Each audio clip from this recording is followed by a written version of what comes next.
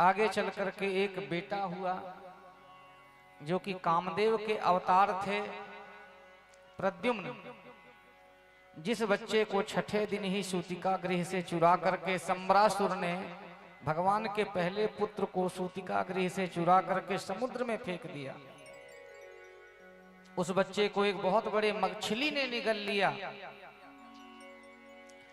और वही मछली उसी सम्रासुर के रसोई में चली गई, जिसने उठा के उस बच्चे को समुद्र में फेंका। और उसी सम्रासुर के रसोई में कामदेव की पत्नी रति भोजन बनाने का काम करती। मछली के पेट को फाड़ा गया तो जीवित प्रद्युम्न का पुनः जन्म हुआ और बाद में औषधियों का सेवन करवा करके जब रति ने समझाया कि आप कामदेव के रूप हो और आप मेरे पति हो, औषधि का सेवन करा करके कामदेव को बहुत जल्दी युवा प्रद्युम्न को बना दिया और अंत में सम्रासुर का वध करके और द्वारका को लोग वापस आए। सुखदेव बाबा कहते हैं, हे राजन परीक्षित जी, अब मैं आपको भगवान के अन्य सभी शुभ विवाहों की कथा को श्रवण करा रहा हूं। एक राजा था शत्राजित, जो भगवान सूर्य का बहुत अनन्य उपासक था। सूर्य की उपासना से उसे एक मणि मिली थी, जिस मणि का नाम था समंतक मणि। और वो मणि की विशेषता यह थी परीक्षित कि 8 भार सोना वो मणि रोज देता। एक बार उसी मणि को पहन करके शत्राजित का भाई प्रसेन शिकार करने के लिए गया और सिंह के हाथों मारा गया और मणि भी चली गई। तो शत्राजित ने द्वारकाधीश को झूठा कलंक लगा दिया कि निश्चित रूप से मेरे भाई को मार के भगवान द्वारकाधीश ने वो मणि छीन ली। अब भगवान को जब झूठा कलंक लगा तो भगवान ने प्रतिज्ञा किया कि जब तक मैं मणि को ढूंढ के ना ला दूं तब तक मैं द्वारका नहीं लौटूंगा। और उधर एक सिंह को मार के जामवंत जी ने वो मणि छीन के अपनी बेटी जामवती को वो मणि दे दिया। भगवान मणि को ढूंढते ढूंढते जब गए, चमक दिखी उसका तेज, तो जामवंत जी के गुफा के पास पहुंच गए भगवान। लाओ ये मणि मेरा है। जामवंत जी बाहर आकर के बोले, महाराज ये मणि को पाने के लिए मैंने एक सिंह से युद्ध किया है, और यदि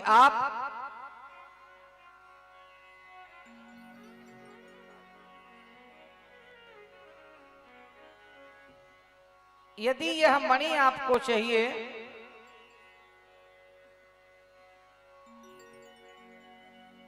राधे राधे, ये मणि यदि आपको चाहिए तो मुझसे आपको युद्ध करना पड़ेगा। फिर क्या था, जामवंत जी के साथ भगवान 1-2 दिन नहीं 27 दिनों तक लड़े। और 27वें दिन जब भगवान ने जामवंत को उठा के पटका, तब जामवंत जी पहचान गए, सरकार मैंने पहचान गया, आप ही मेरे राम जी हो। क्योंकि जब भगवान त्रेता युग में आए और राम लीला कर रहे थे तो जामवंत जी के मन में इच्छा थी कि कभी राम भगवान से मेरा युद्ध हो। तो भगवान ने कहा, अभी तो हम मर्यादा पुरुषोत्तम हैं, जब लीला पुरुषोत्तम बन करके आएंगे तब आपकी ये अभिलाषा पूरी करेंगे।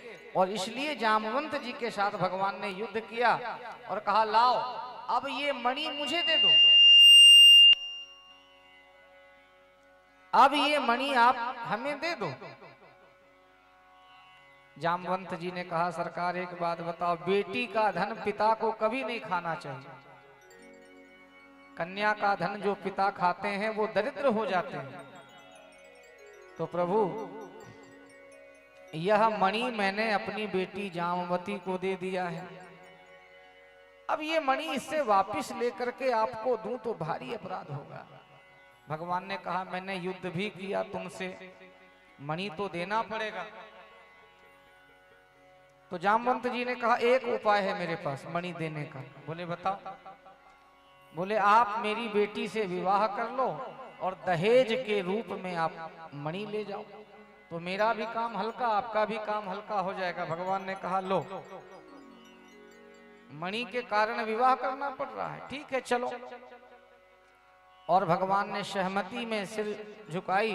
परिणाम स्वरूप देवी जामवती का शुभ विवाह भगवान द्वारकाधीश के साथ में संपन्न हुआ। बोल द्वारिकाधीश की। अब उस मणि को लेकर के जब भगवान सत्राजित के पास गए और लौटा दिया मणि लो, और जब किसी ने जाकर के बताया जब सत्राजित को कि तुम्हारे झूठे कलंक के कारण भगवान को 27 दिन तक युद्ध करना पड़ा, तो सत्राजित चरणों में गिर गया। महाराज मुझे क्षमा कर दीजिए, मैंने आपको झूठा कलंक लगाया। भगवान ने कहा जाओ, मैंने क्षमा कर दिया। बोले नहीं नहीं, मुझे भरोसा नहीं हो रहा है कि आपने मुझे क्षमा कर दिया। भगवान ने कहा भरोसा दिलाने के लिए क्या करना पड़ेगा? तो सत्राजित ने कहा मेरी बेटी से विवाह कर लो तो मुझे भरोसा हो जाएगा कि आपने मुझे क्षमा कर दिया। भगवान ने कहा लो, ना मणि से मेरा कोई लेना देना, एक मणि और दो दो विवाह, एक मणि के कारण चलो भाई, जब तुम्हें तभी भरोसा होगा। तो भगवान ने स्वीकृति दी और परिणाम स्वरूप देवी सत्यभामा का शुभ विवाह भगवान द्वारकाधीश के साथ में संपन्न हुआ। बोल द्वारिकाधीश की जय। ये भगवान की तीसरी पत्नी, पहली रुक्मिणी, आप लोग नाम याद रखना, दूसरी जामवती, तीसरी सत्यभामा। अब एक बार की बात है, अर्जुन को भगवान रथ में बिठा करके हस्तिनापुर से इंद्रप्रस्थ जा रहे थे दिल्ली, और मार्ग में भगवान ने देखा एक यमुना जी के किनारे एक युवती तपस्या कर रही है। भगवान ने अर्जुन से कहा अर्जुन जाकर के देवी का पता प्राप्त करो, ये कौन है, क्यों बैठी है। अर्जुन ने जाकर के उस देवी से पूछा देवी आप कौन हो, यहां तप क्यों कर रही हो। तो उस देवी ने कहा हम हैं यमराज की बहन और हमारा नाम है कालिंदी यमुना, और हम इसलिए यहाँ पे तप कर रहे हैं क्योंकि भगवान द्वारकाधीश से मेरा विवाह हो जाए, विवाह की अभिलाषा लेकर के हम तप कर रहे हैं। अर्जुन मन ही मन मुस्कुराए, वाह प्रभु, हमारी एक शादी नहीं हो रही और यहाँ आपके 3 हो गए, चौथा का नंबर लगाए बैठी। ठीक है देवी, आप बहुत सही समय से बैठी हो, अभी जाकर के भगवान को सूचित करते हैं। भगवान मुस्कुरा करके पूछे अर्जुन कौन है वो देवी। तो अर्जुन ने कहा प्रभु आपकी बृहस्पति की दशा और मंगल बहुत बढ़िया चल रहा है, वो देवी भी आपसे विवाह करना चाहती है। भगवान ने कहा पीताम्बर दिया लाओ, जाओ गठबंधन करके ले आओ, द्वारका चल के विवाह करेंगे। अर्जुन मुस्कुराए, धन्य है प्रभु, और परिणाम स्वरूप देवी यमुना जी का शुभ विवाह भगवान द्वारकाधीश के साथ में संपन्न हुआ। बोल यमुना महारानी की। इस प्रकार भगवान की यह जो है चौथी पत्नी यमुना जी कालिंदी। अब उज्जैन को पहले शिव देश कहते थे, वहां विंद और अनुविंद नाम के 2 भाई थे जिनकी बहन थी मित्रविंदा। उन्होंने स्वयंवर किया कि जिस राजा का वरण करेगी मेरी बहन, उनसे हम अपनी बहन का विवाह कर देंगे। भगवान की भक्त थी मित्रविंदा, भगवान का स्मरण किया, भगवान स्वयंवर में प्रकट हो गए और सब राजाओं को छोड़ करके मित्रविंदा ने भगवान के गले में वरमाला डाल दिया। यह भगवान की 5वीं पत्नी। एक राजा था जिसने प्रतिज्ञा किया कि 7 बैलों को एक ही रस्सी में जो नथ देगा हम अपनी बेटी का विवाह उससे करेंगे। बड़े बड़े राजाओं ने बल का प्रयास किया पर सफल नहीं हुए। भगवान जा करके 7 रूपों में और सातों बैलों को एक रस्सी में नथ करके और देवी नागनजिती से भगवान ने विवाह किया। बोल द्वारिकाधीश की। ये भगवान की छठी पत्नी और सातवीं पत्नी लक्ष्मणा और आठवीं भद्रा, ये अष्ट प्रधान पटरानियां हैं भगवान की। ये 8 प्रधान पटरानियां, भैस्मी जामवती भामा सत्या भद्रा च लक्ष्मणा कालिंदी मित्रविंदा चे अष्टोपट्ट महास्त्रिया। इन अष्ट पटरानियों का जो नित्य नाम ले लेते हैं उनका कल्याण हो जाता है। अब भगवान ने सुना कि एक राजा है भौमासुर,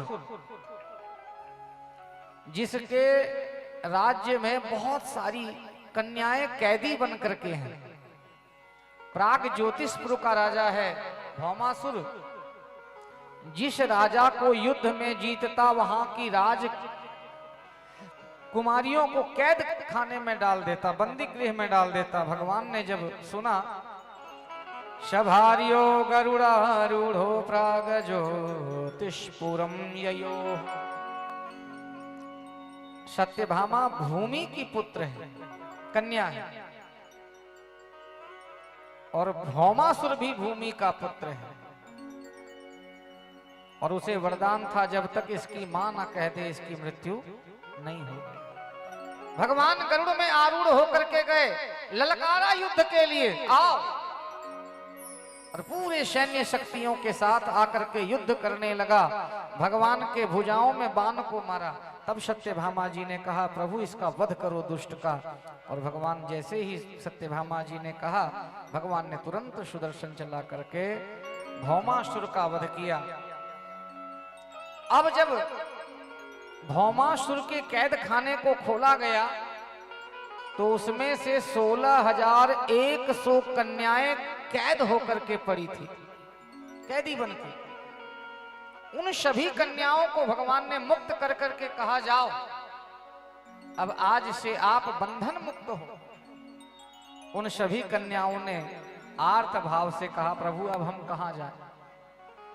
ओ मेरा कोई ना सहारा बिन तेरे,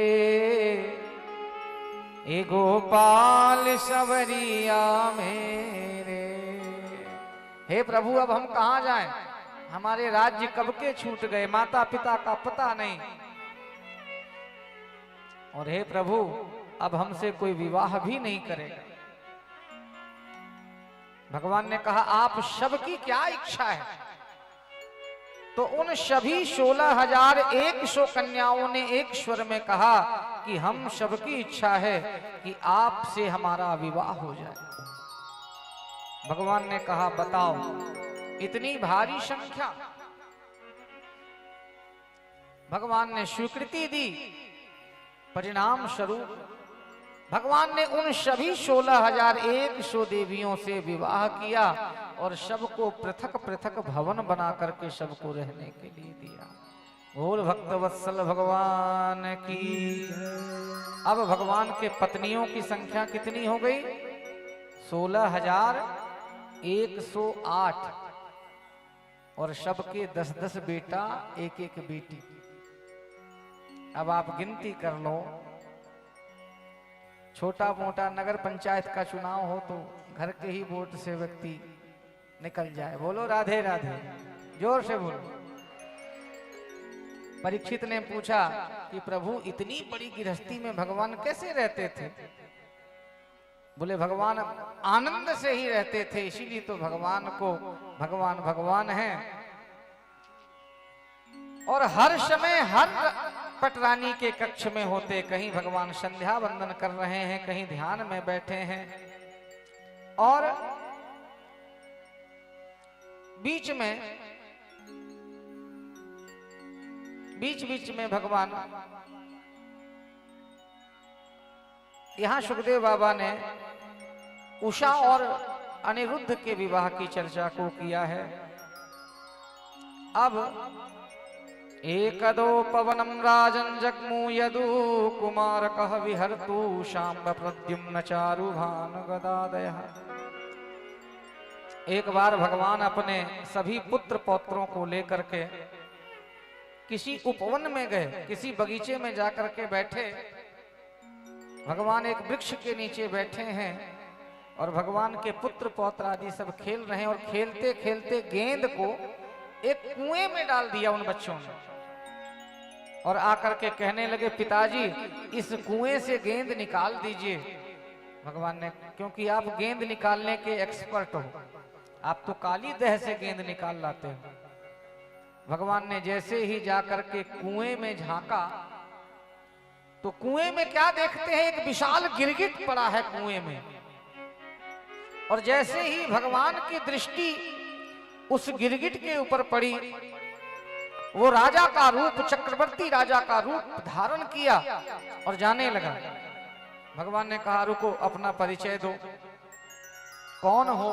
बोले महाराज मुझे कौन नहीं जानता, दानियों में यदि किसी की चर्चा होती है तो राजा नृग को भला कौन नहीं जानता।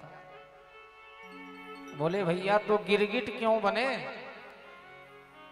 दानी थे तो ऐसी वस्तु का दान करता होगा जो किसी के काम ना आवे। देखिए दान कलयुग का प्रभु, कलयुग में दान के पैर में ही धर्म खड़ा है, और दान उसी वस्तु का करना चाहिए जो किसी के उपयोग में आए। अपने प्रिय वस्तु का दान ही किया जाता है। ऐसा नहीं कि घर में चलो पड़ा है कोई काम का नहीं है तो पंडित जी को उठा के राधे राधे कर दो। कहीं ना कहीं जो रुपया पैसा कहीं ना चले वो कथा की आरती में तो चली जाएगी, है ना? बोलो राधे राधे। जो कपड़ा कहीं ना यूज हो बोले कथा में आ जाएगा। तो दान उसी वस्तु का किया जाता है जिसको देने के बाद जिसकी उपयोगिता सिद्ध हो। तो भगवान ने कहा तुम बूढ़ी बूढ़ी गायों का दान करता होगा। गौदान की परंपरा हमारे सनातन संस्कार में है। गौदान, जैसे अब आप प्रयागराज चले जाओ, अयोध्या चले जाओ, 5-5 रुपए 10-10 रुपए में गौदान हो जाता है। तो वह गौदान कल्याणकारी नहीं है। बोले जिस गौ का आप दान कर रहे हो, जिस ब्राह्मण को दे रहे हो, वह ब्राह्मण उस गौ की सेवा करके तृप्त हो जाए। यदि ले जाकर के तुम्हारे माथे का बोझ तुमने पंडित जी के माथे में मर दिया तो उससे पुण्य नहीं, उससे अपराध बनता है।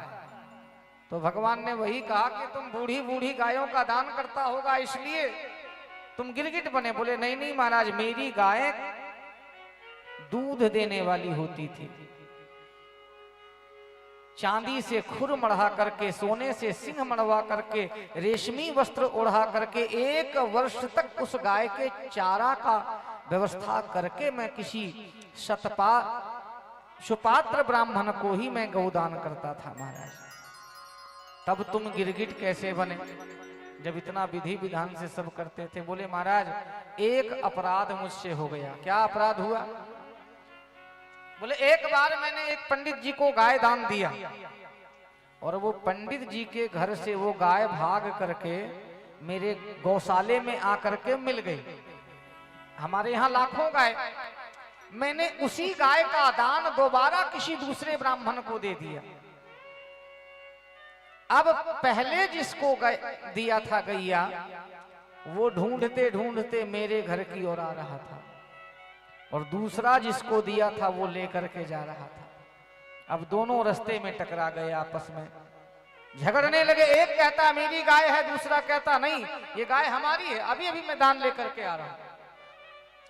महाराज दोनों ब्राह्मण लड़ते झगड़ते मेरे घर में गाय लेकर के आए। मैंने ब्राह्मणों से क्षमा मांग करके कहा विप्रदेव अपराध भूल मेरी है, आप एक गाय के बदले 2-4 गाय ले लो, पर आपस में झगड़ा मत करो महाराज। पर दोनों ब्राह्मण बड़े स्वाभिमानी थे, बोले नहीं नहीं जिस गाय का संकल्प हुआ गाय तो वही लूंगा। और अंत में दोनों लड़ झगड़ के उस गाय को मेरे घर में ही छोड़ करके चले गए महाराज। इसलिए गिरगिट बना मैं, इसलिए मुझे गिरगिट बनना पड़ा, क्योंकि मेरा संकल्प पूरा नहीं हुआ।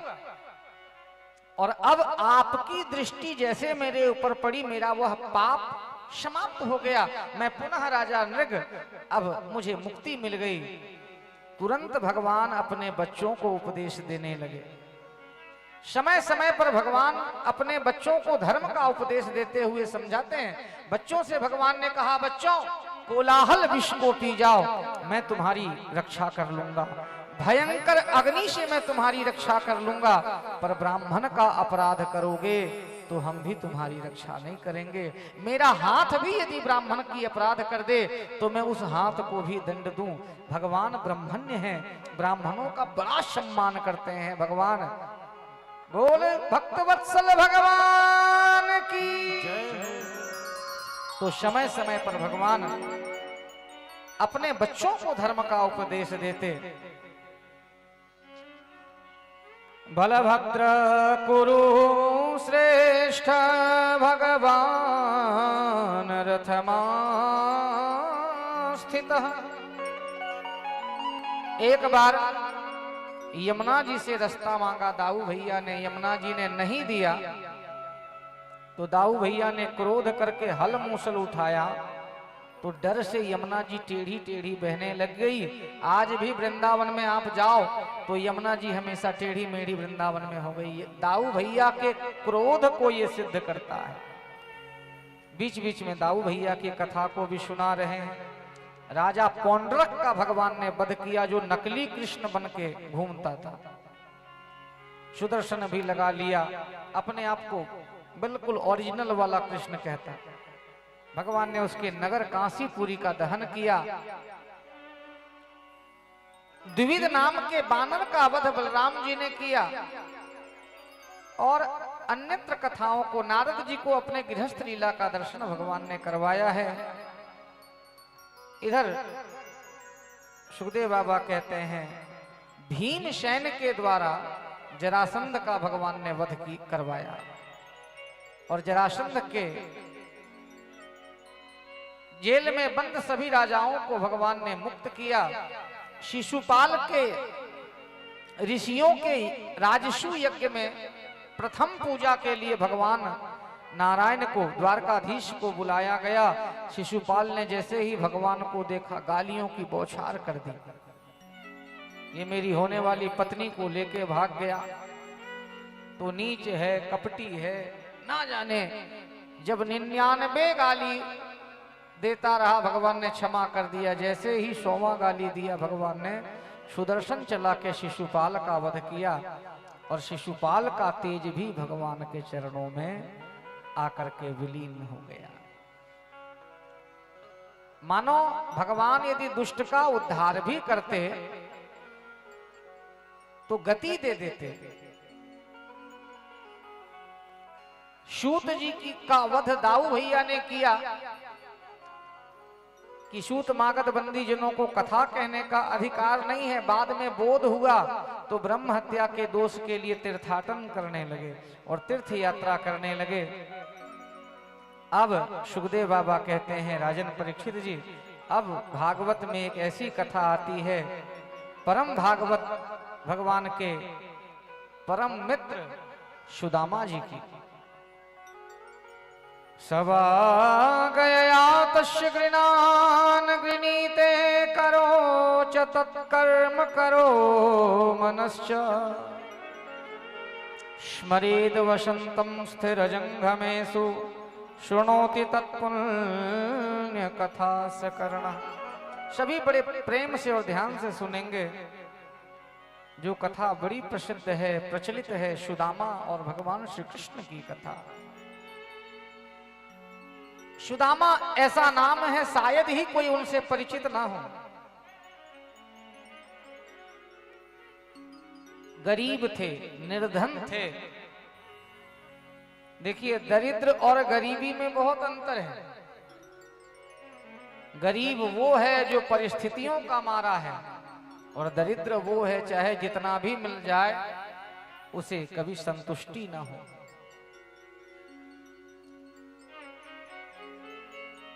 नियम था कि 5 घर के अलावा छठा घर भिक्षा नहीं मांगेंगे। 5 घर में जो मिल जाए उसी से अपना गुजारा कर लेना है। सुदामा जी की पत्नी सुशीला, माँ तो माँ होती है, सुदामा जी सह लेते हैं, पर सुदामा जी की पत्नी जब अपने बच्चों को देखती हैं उन्हें तरस आता है, बड़ा दुख होता है। और सुदामा जी का ये नियम कि 3 दिनों तक भोजन नहीं मिला, चौथे दिन मिला। भोजन करने के लिए बैठे, अचानक घर से कोई के बाहर कोई अतिथि आ गया। सुदामा जी ने उस थाली में से आधा भोजन उस अतिथि को करा दिया। एक दिन सुदामा जी से सुशीला कहती हैं कि नाथ, मैंने सुना है कि द्वारकाधीश श्री कृष्ण आपके बचपन के सखा हैं, क्या यह सत्य है? हाँ सुशीला, द्वारकाधीश श्री कृष्ण हमारे बचपन के सखा हैं सुशीला, हम साथ साथ पढ़ते थे, हम साथ में पढ़ते थे सुशीला। तो जब साथ साथ पढ़ते थे तो एक बार आप भगवान के पास क्यों नहीं जाते हैं? एक बार यदि आप मदद की कामना लेकर के भगवान के पास चले जाओगे तो हमारी सारी गरीबी जो है वो दूर हो जाएगी। भगवान कहते हैं, सुदामा कहते हैं, सुशीला, मैं आज तक कृष्ण से मिलने के लिए नहीं गया और आज जाऊं तो बस इसलिए क्योंकि मुझे कुछ जरूरत है, कुछ मांगने जाऊं। नहीं सुशीला, सुशीला कहती हैं, बस मेरा एक बार कहना मानिए, आप जा करके भगवान से कुछ मांगना नहीं, बस मेरा एक संदेशा आप अपने मित्र श्री कृष्ण को दे देना। क्या संदेश देना है? तो सुशीला कहती हैं, आप जा करके अपने मित्र से कह देना, एक मास 2 पाख में 2 एकादशी हो, पर मेरे घर गोपाल जू नित्य एकादशी हो। हे प्रभु, सुशीला कहती, इतना ही कह देना कि सबके यहाँ महीने में 2 एकादशी होती है, पर हमारे घर में रोज एकादशी करनी पड़ती है। सुदामा कहते हैं, सुशीला, जाऊं तो खाली हाथ कैसे जाऊं? मित्र के यहाँ, गुरु के यहाँ, बेटी के यहाँ, यज्ञ में, इन स्थानों में हमें कभी खाली नहीं जाना चाहिए। पत्रम पुष्पम फलम तोयम, चाहे आप कुछ भी तुलसी का पत्र ले जा करके चढ़ा दो, तो मैं अपने मित्र के पास जाऊं तो खाली हाथ कैसे जाऊं सुशीला? सुशीला ने कहा, आप चिंता ना करो, मैं देखती हूं कहीं से कुछ उधार ले आती हूं। और साहब, हमारे समाज का ये सच है कि उधार भी उसी को मिलता है जिसकी क्षमता चुकाने की है। उधार भी उसी को दिया जाता है जिसकी लौटाने की हैसियत हो, उधार भी उसी को मिलता है। सुशीला 5 घरों में से एक एक मुट्ठी चावल उधार लेकर के और एक जीर्ण शीर्ण से वस्त्र में, जो तेल से सना हुआ वस्त्र है, उसमें लपेटती हैं और सुदामा के हाथों में देती है। सुदामा जी के हाथों में देती है और कहती है, नाथ ये आप ले। अब देखो, यहां समझने वाली है, सुदामा कोई साधारण भक्त नहीं है। सुदामा वो शख्स है जिसके पास अभी भोजन करने को कुछ नहीं है और उधार लेकर के कुछ देने को जा रहा है। हमारे पास लाख होंगे तब हम चवन्नी दान करेंगे। बोलो राधे राधे। बहुत होगा तो हम एक दिन का दान करेंगे। पर देखो, जो आज क्या भोजन करूंगा, जिसके पास इसकी व्यवस्था नहीं हो, वो कर्ज लेकर के मित्र के पास कुछ अर्पण करने के लिए जा रहा है। सुदामा हर कोई नहीं बन सकता है। सुदामा एक भाव का नाम है, सुदामा एक समर्पण का नाम है, सुदामा एक ऐसा भक्त है जिनका बस एक ही कामना है, अयम ही परमं लाभो उत्तम श्लोक दर्शनम। सुदामा देह में जीर्ण शीर्ण से वस्त्र को पहने हैं, फटे पुराने धोती,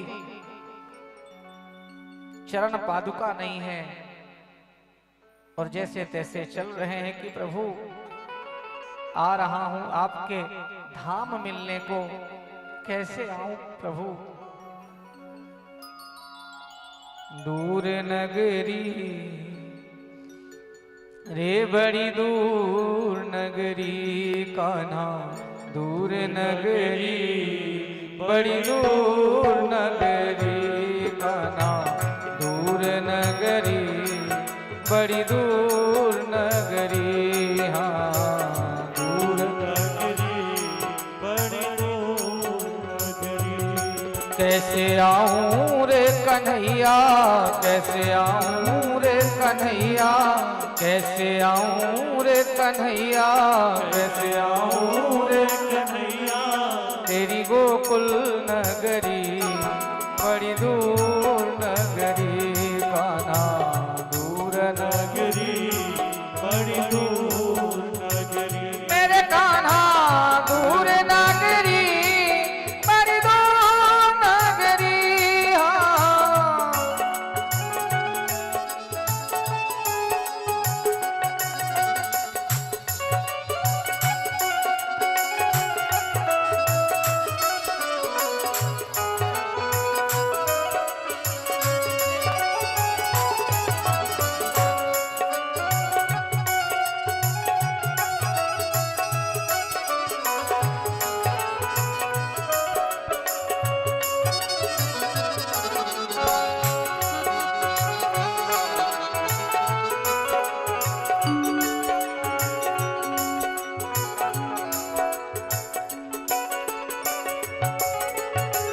दिन को आऊं तो कान्हा, रात को आऊं तो कान्हा, डर मोहे लागे। रात को आऊं तो कान्हा, डर मोहे लागे, डर मोहे लागे कान्हा, डर मोहे लागे, डर मोहे लागे कान्हा, डर रात को आऊं तो कान्हा, डर मोहे लागे। रात को आऊं तो कान्हा, डर मोहे लागे, दिन को आऊं तो देखे सारी नगरी बड़ी दूर नगरी। हाँ, दूर नगरी बड़ी दूर नगरी। मेरे कान्हा दूर नगरी बड़ी दूर नगरी। हाँ, दूर नगरी बड़ी दूर नगरी। सुदामा आ जाते हैं नदी के एक किनारे पे,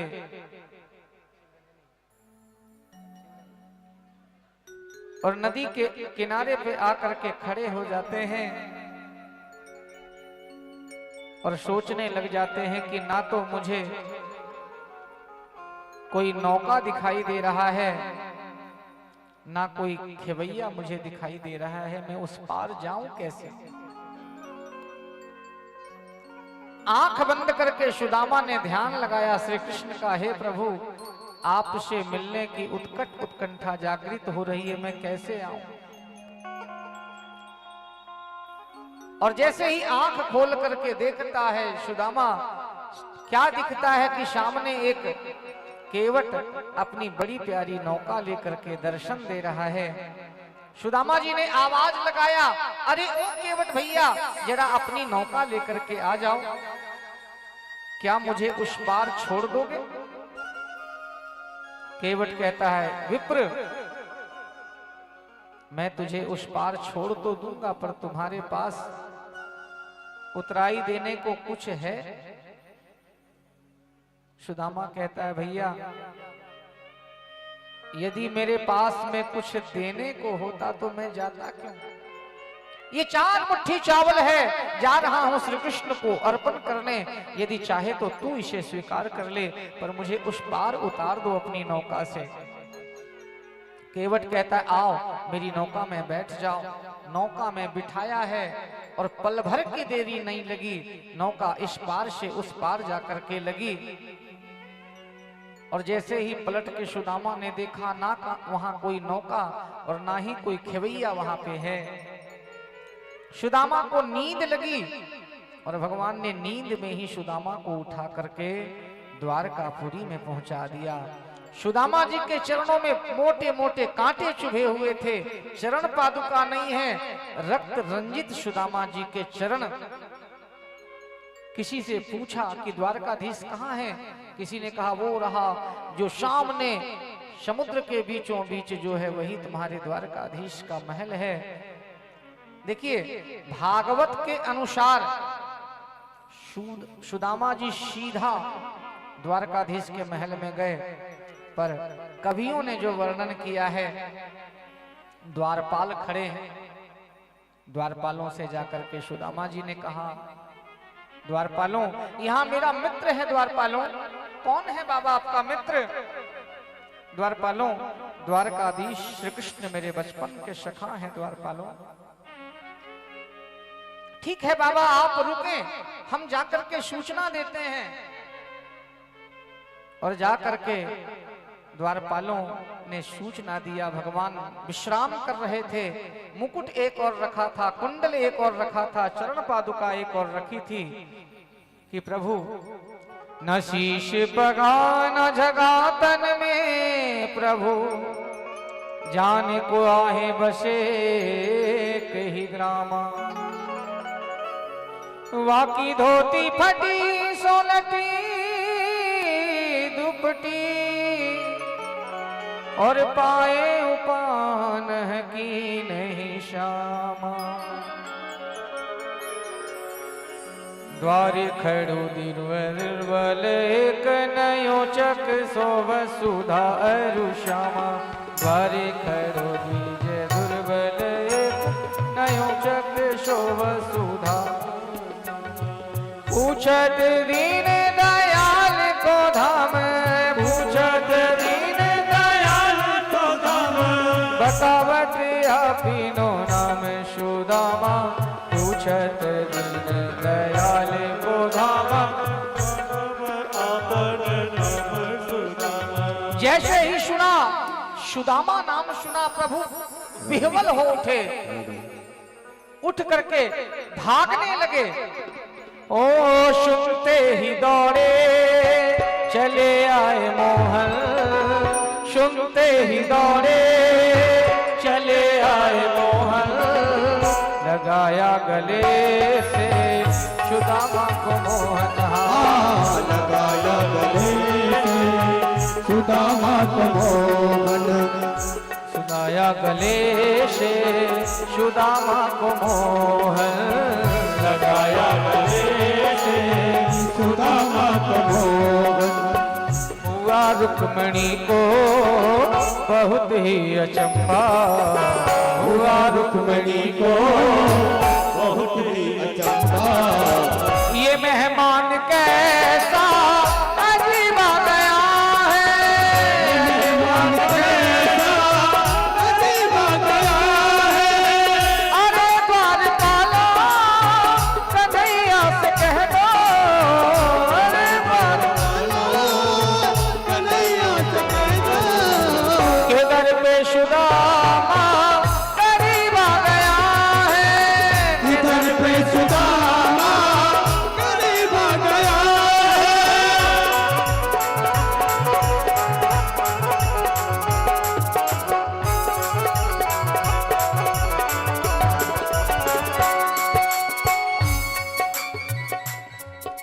सभी बैठे रहे। ये देखो सुदामा आया, देखो सुदामा आया,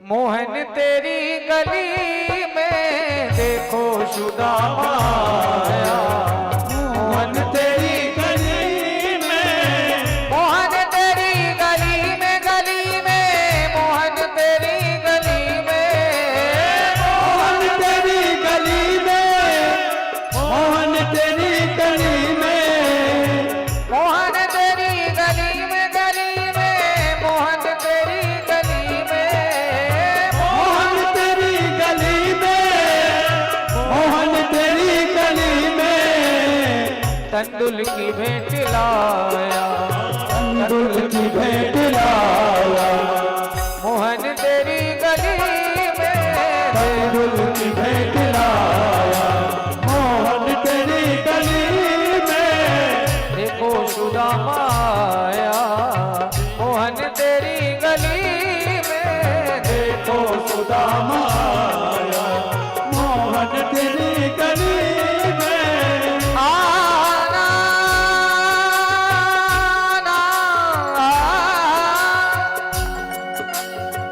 मैं तो हूँ घर से बेघर, आया हूँ तेरे दर पे, मैं तो हूँ घर से बेघर, आया हूँ तेरे दर पर, प्यारे,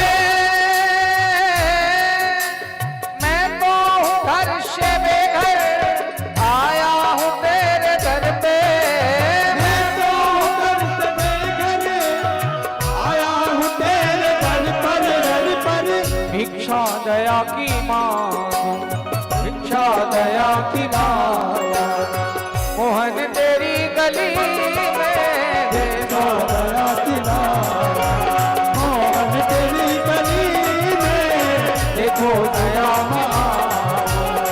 मोहन तेरी गली में, मोहन तेरी गली में, गली में, मोहन तेरी गली में, मोहन तेरी गली में, मोहन तेरी गली में, तंदुल की भेंट लाया, तंदुल की भेंट लाया, मोहन तेरी गली में, तंदुल की भेंट लाया, मोहन तेरी गली में, और भगवान चरण भूलते हैं और बड़े प्रेम से वो बता मेरे यार सुदामा रे, भाई भरे दिनों में बता मेरे यार सुदामा रे, भाई भरे दिनों में बता मेरे यार सुदामा रे, भाई घड़ा दिना में आ, बता मेरे यार सुदामा रे, बारक घर जब आया करता, रोज खेल के जाया करता, बारक घर जब आया करता, रोज खेल के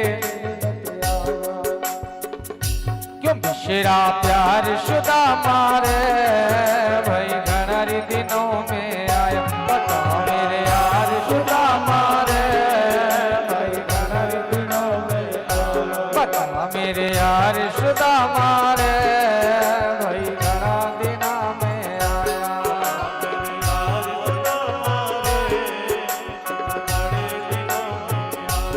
सब बच्चों का हाल सुना दे, मिश्रानी की बात बता दे, सब बच्चों का हाल सुना दे, मिश्रानी की बात बता दे, छोटे की मार सुदामा रे, भाई घड़ी दिना में आए, जब छोटा यार सुदामा रे, भाई घड़ी दिनों में आए, बता मेरे यार सुदामा रे, भाई घड़ी दिना में आया।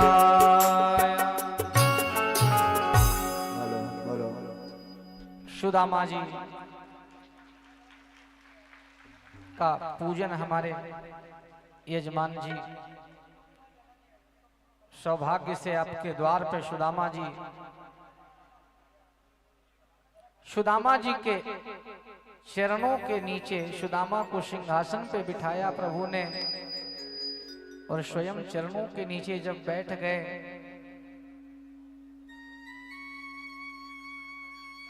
तो कहते हैं कन्हैया से सुदामा कि लाला तू नीचे बैठो भयो है और मोय ऊपर बिठाए राखो, ये शोभा नाय दे तो कन्हैया, आकर के ऊपर बैठ जा। ऐसा प्रसंग आता है।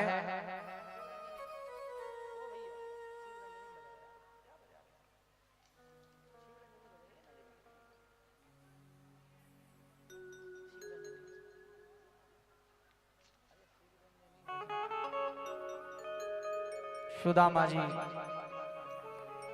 ऐसी बिहाल बिहाय न सो,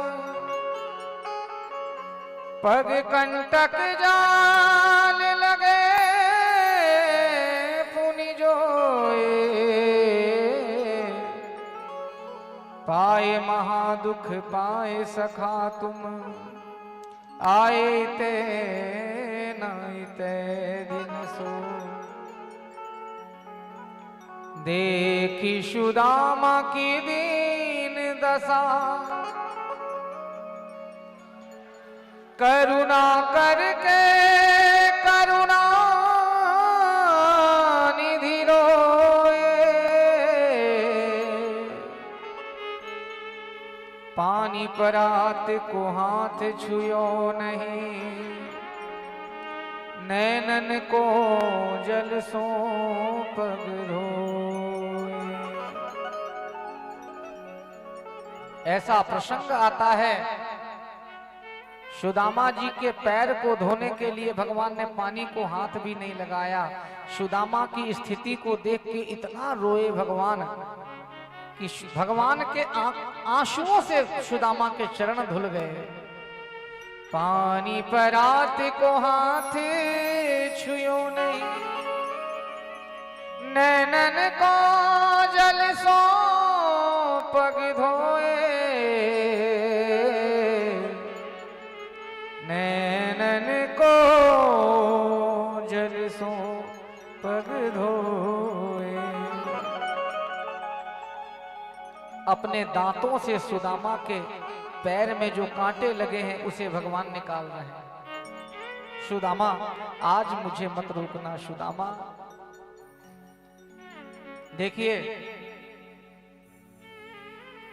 जब जीव सुदामा बनता है तो कृष्ण अपनी सत्ता को छोड़ करके भी भागते हुए आकर के भक्त को अपने हृदय से लगाते हैं।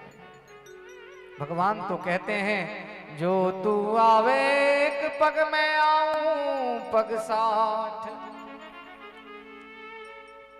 भगवान पूछते हैं सुदामा से, क्यों सुदामा?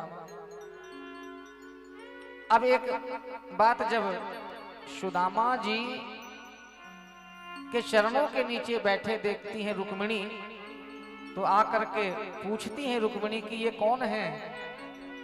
रुक्मिणी प्रणाम करो, ये मेरा बचपन का मित्र है सुदामा। बचपन का मित्र? आप किसी साधारण पाठशाला में पढ़ते थे क्या प्रभु? भगवान पहचान गए, रुक्मिणी सुदामा का उपहास कर रही हैं। रुक्मिणी आज इन्हीं ब्राह्मणों की कृपा है कि तुम्हारा विवाह मुझसे हुआ। यदि वो ब्राह्मण पत्र लेकर के नहीं आता तो तुम्हारा विवाह मेरे साथ नहीं होता। प्रणाम करो। अब रुक्मिणी जी आई और भगवान को प्रणाम करने लगी तो सुदामा जी ने पूछा कौन है ये? तो कन्हैया ने कहा सुदामा ये तुम्हारी भाभी है। अच्छा। जामवती आई, वो भी प्रणाम करने लगी। सुदामा जी ने पूछा ये? बोले ये भी भाभी। अच्छा, 2 विवाह किया है तुमने? बोले नहीं नहीं सुदामा, जितनी आ रही हैं सब तुम्हारी भाभियां, गिनती खुद गिन लो। सत्यभामा आई, सुदामा जी ने आशीर्वाद दिया, सौभाग्यवती भव। कालिंदी आई, हाथ उठा करके आशीर्वाद दिया, आयुष्मती भव। 10-20 रानियां चली गई, आकर के सुदामा जी मुंह से बोल बोल के आशीर्वाद दे, मुख थक गया, हाथ थक गया। अब तो रानियां आती रही जाती रही। क्यों कन्हैया, 10-20 विवाह कर लिया क्या तुमने? कन्हैया ने कहा नाना सुदामा, बहुत ज्यादा लफड़ा मैंने नहीं पाला है, बस 16,108 है। धन्य हो कन्हैया, माथा पकड़ लिया सुदामा ने। और जब भगवान के 16,108 पत्नियों के 10-10 बेटा, एक एक बेटियां जब आई, एक एक करके आने लगी, तो सुदामा जी को लगा कोई बहुत बड़ा विश्वविद्यालय की छुट्टी भई, तो सब जा रहे हैं मिलते हुए। बोले ना ना, ये सब तुम्हारे भतीजे और भतीजियां हैं, धन्य हो कन्हैया, तुम्हारी लीला महान है। तो कन्हैया ने पूछा सुदामा से, क्यों सुदामा, तुम्हारी ब्याह भयो की ना है? बोले हाँ हाँ कन्हैया, मैंने भी करी पर एक। तब तो भाभी ने कुछ कहा होगा मेरे लिए, कुछ कहा होगा मेरे लिए। सुदामा जी को याद आ गया कि तुम्हारी भाभी ने एक संदेश भेजा। क्या? एक मास दोई पाख में दो एकादशी हो, पर मेरे घर गोपाल जू नित्य एकादशी हो। जैसे ही भगवान ने सुना ऐसा, भगवान के आंखों में आंसू आ गया, आंख बंद करके कह दिया, होनी थी सो है गई, पर अब ना ऐसो हो।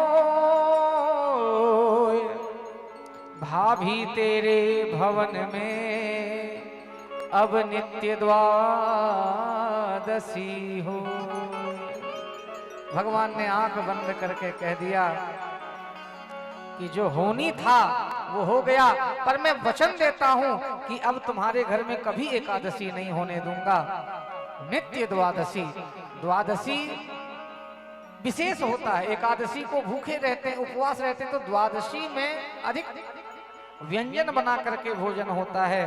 इसलिए भगवान ने आंख बंद करके सब कुछ सुदामा को दे दिया। सुदामा कहते हैं तुम्हारे दोस्ती के लिए ही तो मैं आया हूं।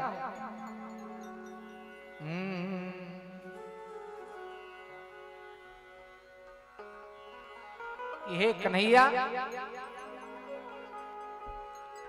ये मैं गरीब हूं तो क्या है, दीनों के नाथ तुम हो।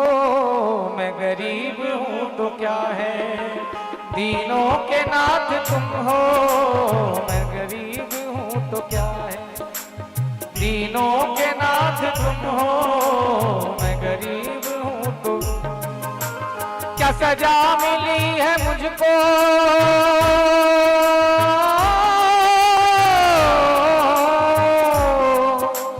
क्या सजा मिली है मुझको, तेरी दोस्ती के पीछे दर दर भटक रहा। तेरी दोस्ती के पीछे दर दर भटक रहा। तेरी दोस्ती के पीछे दर दर भटक रहा हूँ। तेरी दोस्ती के पीछे दर दर भटक रहा हूँ। तेरी दोस्ती के पीछे क्या सजा मिली है मुझको, क्या सजा मिली है मुझको, तेरी दोस्ती के पीछे दर दर भटक रहा हूँ। तेरी दोस्ती के पीछे दर दर भटक रहा हूँ। तेरी दोस्ती के पीछे। हे द्वारिका के वासी, अखियां दरस की प्यासी। हे द्वारिका के वासी, अखियां दरस की प्यासी। हे द्वारिका के वासी, अखियां दरस के प्यासी। हे द्वारिका के वासी, दिखला झलक जरा सी।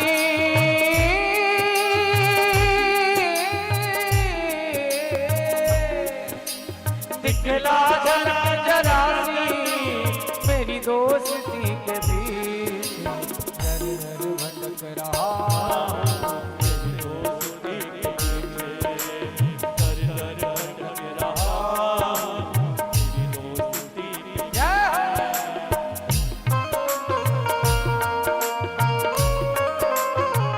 श्री राधे।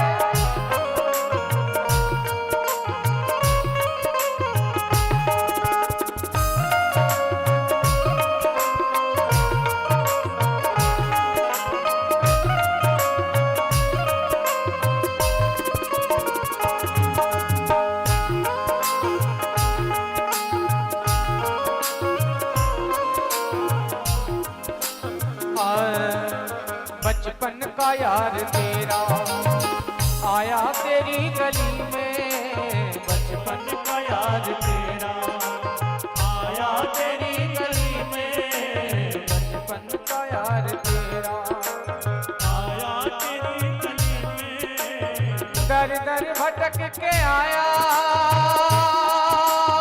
हो, दर दर भटक के आया तेरी दोस्ती के पीछे, दर दर भटक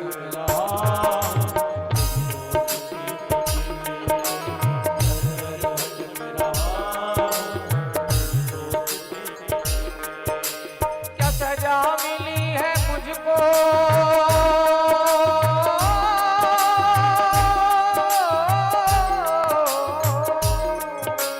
क्या सजा मिली है मुझको तेरी दोस्ती के बीच, दर दर भटक रहा, दर दर भटक रहा दोस्ती के बीच। सुदामा और कृष्ण का यह अद्भुत मिलन, सुदामा के पैर दबाने लगे और पैर दबाते दबाते पूछा कन्हैया ने कि क्यों सुदामा, भाभी ने कछु भेजो कि ना, भाभी ने तो कछु भेजो है गो। अरे नाना कन्हैया जल्दबाजी में मैं कहाँ ध्यान रहे, अच्छा लाला। पर सुदामा ये बता, जब से तू आयो है एक हाथ को ऐसे चिपकाए के काहे रखा, कछु है गई, यदि हाथ में दर्द है तो ला दबाए दूं। अरे नाना कन्हैया इस हाथ को तो तू हाथ भी न लगाना। अरे नाना सुदामा जरूर तू कुछ छिपा रहा है। और जैसे ही संकोच करने लगे सुदामा, भगवान ने हाथ बढ़ा करके जैसे ही पोटली को पकड़ा, पोटली पहले से जीर्ण शीर्ण थी, पोटली फट गई, चावल के दाने वहां पे बिखर गए। भगवान ने कहा धन्य हो सुदामा, बचपन में भी चोरी करता था, आज भी कर रहा है। क्या चुराया बचपन में? बोले गुरु माता के चने भूल गए जब दांत कटकटा रहे थे। सुदामा ने कहा धन्य हो कन्हैया, इतनी संपत्ति भर गई, इतनी वैभव हो गई, पर चने को अभी तक नहीं भूला है। आपस में दोनों मित्र प्रेम से झगड़ रहे हैं, प्रेम का चर्चा। कन्हैया आगे बढ़कर के एक मुट्ठी तंदुल को उठा करके अपने मुख में बड़े प्रेम से पाया, और दूसरी मुट्ठी जैसे उठा करके पाने वाले थे, रुक्मिणी जी ने जाकर के हाथ पकड़ लिया कि प्रभु नहीं। इसके कई कारण हैं। रुक्मिणी जी ने हाथ इसलिए पकड़ा कि प्रभु 16,108 पत्नियां हैं आपकी, 4 मुट्ठी तो चावल है, एक एक दाने भी दोगे तब भी सबको कम पड़ेगा, प्रसाद में तो दोगे। एक मुट्ठी तो आपने पा ही लिया है, अब एक एक दाना प्रसाद स्वरूप हमारे पास भी तो रहने दो। अथवा प्रभु एक मुट्ठी में ही आपने सुदामा को सब कुछ दे दिया, अब यदि दोगे तो बैकुंठ भी जाएगा। देखिए सुदामा जी को ज्यादा रोका नहीं। सुदामा ने जैसे कहा कि कन्हैया अब मैं चलना चाहता हूं, सुदामा ने जैसे कहा चलना चाहता हूं, अब कोई अतिथि आपके घर में आएंगे और कहते हैं कि मैं जाऊंगा, तो आप कहोगे कि नहीं नहीं अभी 1-2 दिन रुको। पर कन्हैया ने सीधा कह दिया हाँ सुदामा, अभी निकल जाओगे तो टाइम से घर पहुंच जाओ। सुदामा ने कहा देखो इतनी सेवा किया पर रुकने के लिए नहीं कहा, और रुकने के लिए इसलिए नहीं कहा क्योंकि सुदामा जी की पत्नी ने प्रतिज्ञा लिया था जब तक स्वामी लौट के नहीं आएंगे जल के एक बूंद को भी ग्रहण नहीं करूंगी। इसलिए भगवान ने सुदामा को रोकने का। अच्छा एक बात और, सुदामा को सामने से भगवान ने एक फूटी चवन्नी नहीं दी, कुछ भी नहीं दिया सामने से। इसके 2 कारण हैं। सुदामा के माथे पे लिखा था श्री छया, जिसकी लक्ष्मी रुष्ट हो गई हो, जिसकी लक्ष्मी नष्ट हो चुकी हो, भगवान ने सुदामा के माथे पे तिलक लगाया, उस शब्द को उल्टा करके और लिख दिया यश श्री, जिसकी लक्ष्मी आज के बाद कभी नष्ट नहीं होगी। ऐसा भगवान ने मानो माथे की रेखा बदल दी। एक कारण और कि सुदामा कौन है? ब्राह्मण। ध्यान देना, सुदामा कौन है? ब्राह्मण। और भगवान ने कहा कि मैं नहीं चाहता, लेने वाले का हाथ हमेशा नीचे होता है और देने वाले का ऐसे। तो सुदामा, भगवान ने सोचा कि मैं कभी नहीं चाहता कि सुदामा कभी मेरे सामने ऐसे करे, ये भगवान ही कर सकते हैं। भगवान ने कहा सुदामा ब्राह्मण होकर के, मेरा मित्र होकर के मेरे सामने हाथ फैलाएगा, मैं ये नहीं देख पाऊंगा। सब कुछ भगवान ने भर दिया, पर सुदामा को कभी हाथ नहीं फैलाने दिया। बोल भक्त वत्सल भगवान की। भगवान ब्राह्मण्य है, ब्राह्मणों का बहुत सम्मान करते हैं। कैसे किसी ब्राह्मण को याचना करते नहीं देख सकते थे। सुदामा पुरी को सुदामा पुरी बना दिया। जहाँ छोटे छोटे भवन थे वहाँ बड़े बड़े भवन, जहाँ तुलसी के वृक्ष थे वहाँ चंदन के वृक्ष, और जहाँ सुदामा जी की धर्म पत्नी, अच्छा सामने से कुछ नहीं दिया भगवान ने। सुदामा जाने लगे, सोच रहे हैं कि सेवा तो बहुत किया पर दिया कुछ नहीं, शायद भूल गया हो, कुछ याद आएगा तो लेके आएगा, दे देगा। खातिरदारी तो बहुत किया। इतने में पीछे से आवाज आई, ओए सुदामा नेक रुकियो। सुदामा जी ने सोचा कि जरूर कुछ लेके आ रहा है देने के लिए, भूल गया। हाँ बोलो क्या बात है? अरे सुदामा, भगवान के हाथ में एक पोटली था, बोला उसमें जरूर कुछ लेकर के आ रहा है। बोले सुदामा ये कपड़े तो तुम द्वारका राजमहल के पहन के जा रहे हो, तुम्हारे कपड़े तो ये हैं, ये लो अपने कपड़े पहन के जाओ, इसे तो रख जाओ। सुदामा ने कहा लो, एक जोड़ी कपड़े पहन के जा रहा था वो भी इसने खुलवा लिया। भगवान ने सामने से कुछ नहीं दिया, और जब अपने नगर को आए तो क्या देखते हैं? हे सुदामा मंदिर देख डरे, सुदामा मंदिर देख डरे, सुदामा मंदिर देख डरे, सुदामा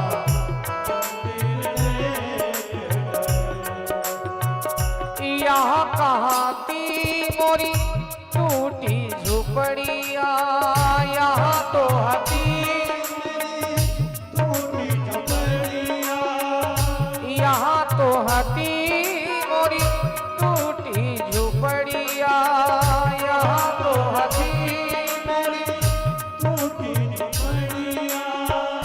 बड़े बड़े भवन खड़े, सुदामा मंदिर देख डरे, मंदिर देख डरे। ओ यहाँ तो हती मोरी तुलसी को बिड़वा, यहाँ तो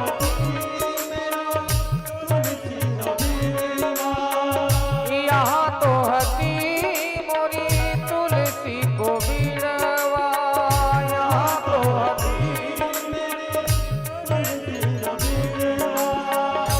चंदन वृक्ष खड़े, सुदामा मंदिर देख डरे, सुदामा मंदिर देख डरे, सुदामा मंदिर देख डरे।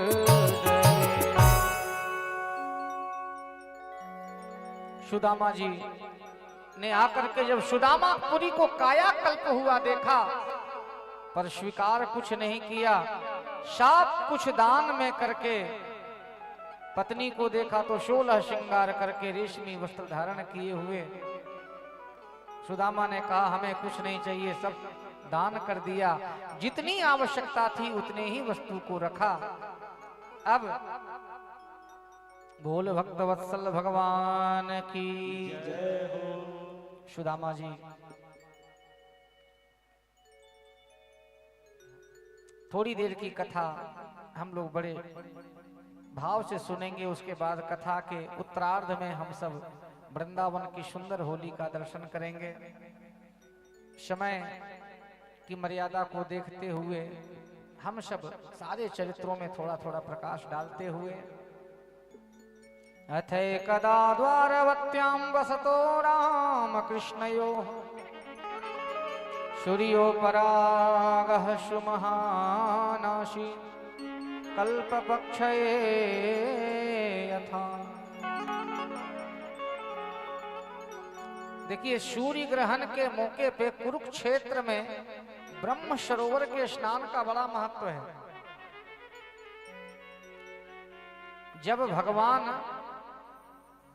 गोपियों से कह करके निकले थे कि आज जा रहा हूं, परसों लौट के आ जाऊंगा, तो भगवान की आयु जो है वो 11 वर्ष थी।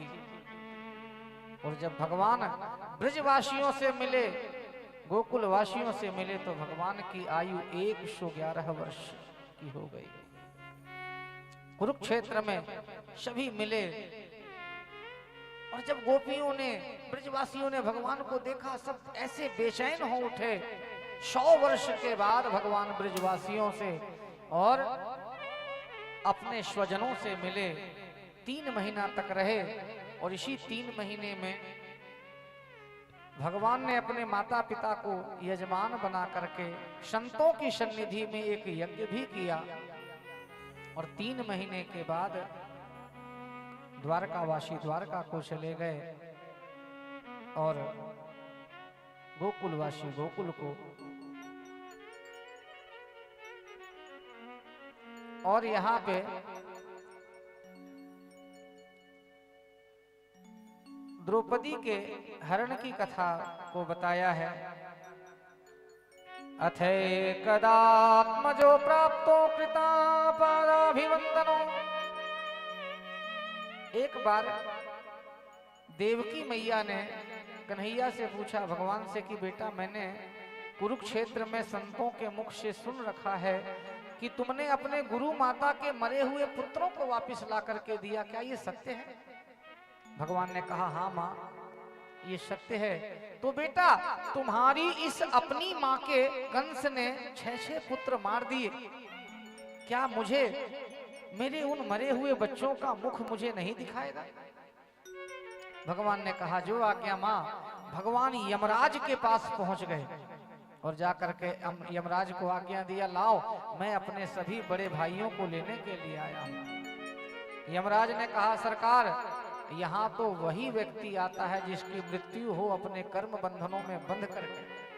भगवान ने कहा मेरी आज्ञा है जीव को कर्म बंधन से मुक्त कर दो। भगवान ने कंस के द्वारा मारे हुए अपने सभी बड़े भाइयों को ले जाकर के अपनी माता के गोद में दिया। मैया देवकी ने सभी बच्चों को दूध पिलाया और गोविंद का जूठा दूध पिया था। दूध पी करके सब परम धाम को प्राप्त हो गए। बोल भक्तवत्सल भगवान की जय। परीक्षित ने पूछा, देखिए 7वें दिन परीक्षित को तक्षक आकर के डसने वाला है, पर भगवान की कथा सुन करके मृत्यु का भय जो है वो समाप्त हो गया। अर्जुन और सुभद्रा के विवाह की सुमधुर घटना को बड़े प्रेम से सुनाया है। अब भगवती श्रुति देवी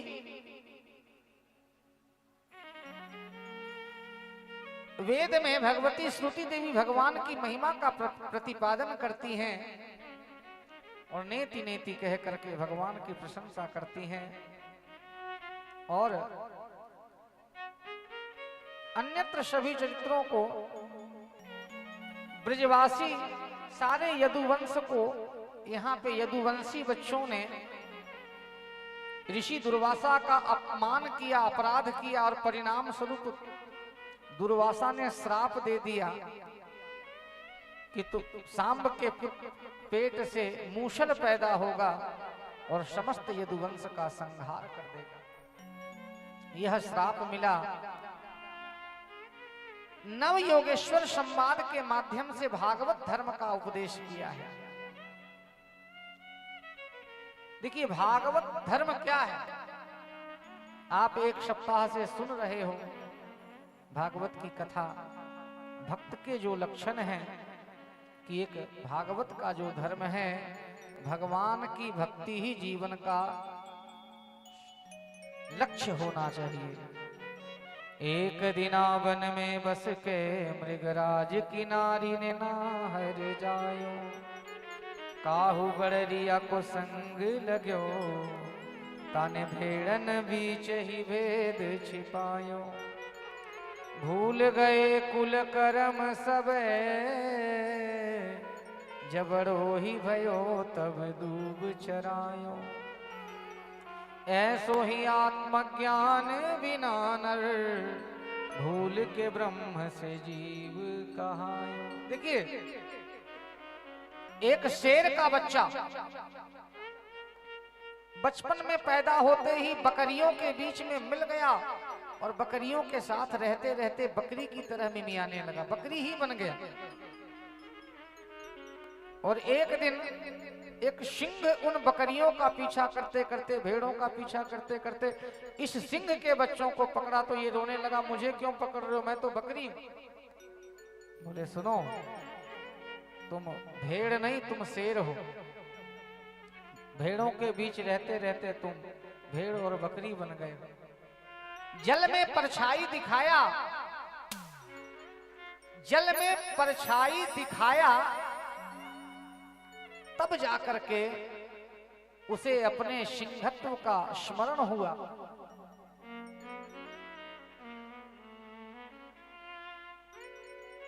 अपने सिंहत्व का बोध हुआ तो बड़े बड़े सिंहों को पराजित करने लगा।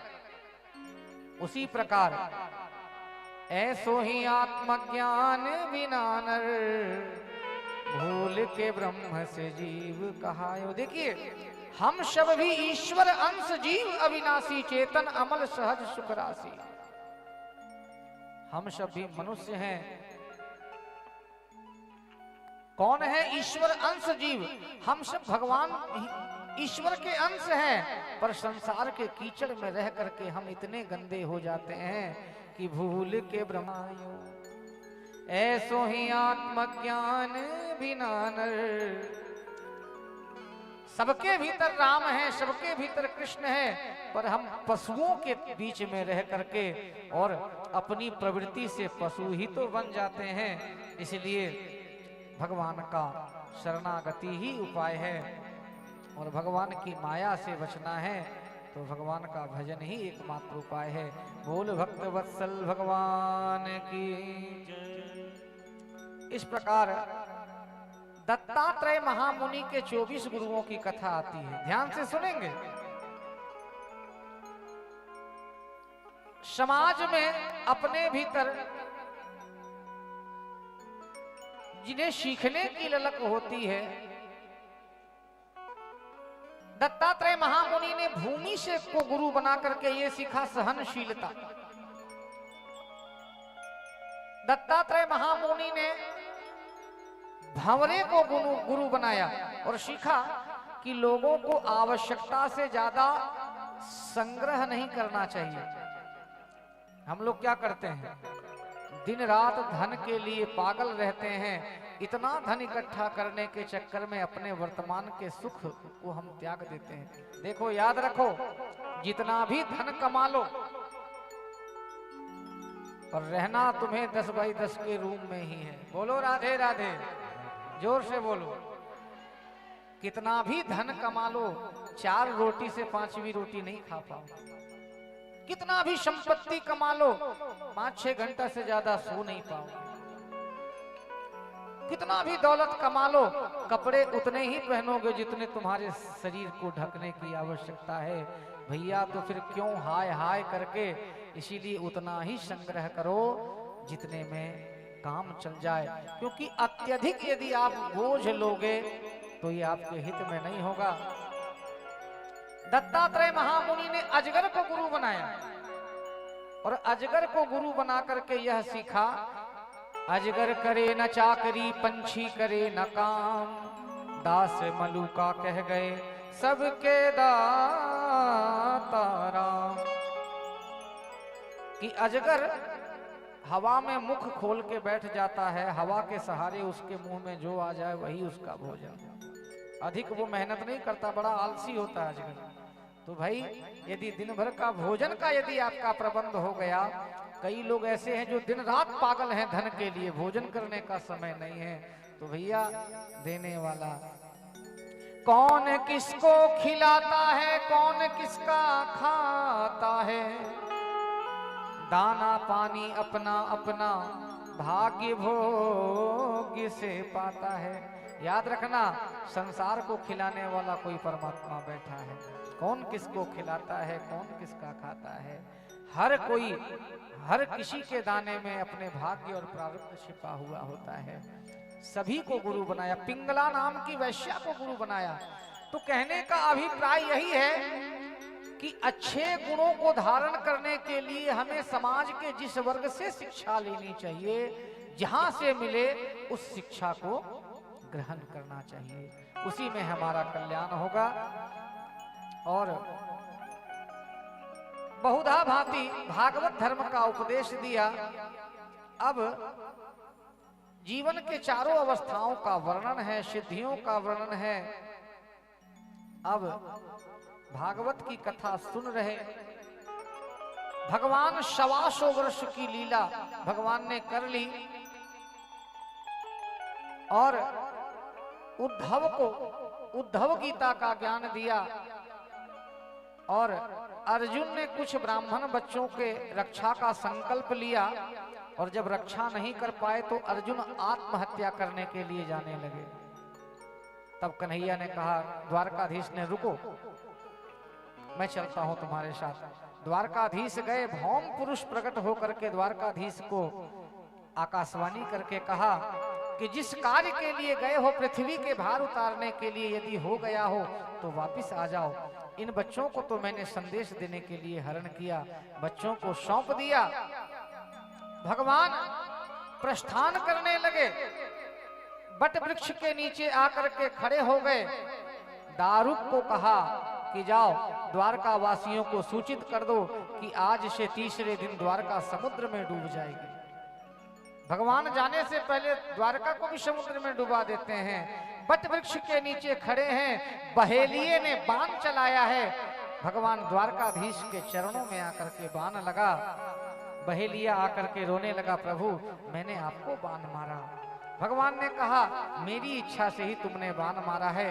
और परीक्षित, जैसे आकाश में बिजली चमक के अंतर ध्यान हो जाती है, उसी प्रकार भगवान के शरीर से दिव्य चमक सी उठी और वही तेज अंतर ध्यान हो गया, और वही तेज तिरोधायम प्रविष्टोयम श्रीमद्भागवतार्णवम्।